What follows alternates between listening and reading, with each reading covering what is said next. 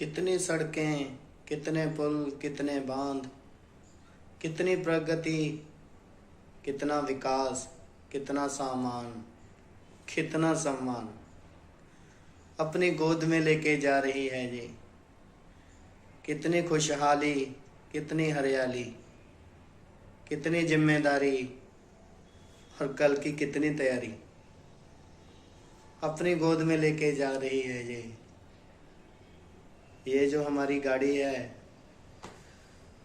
पूरा भारत इस पे आगे बढ़ रहा है।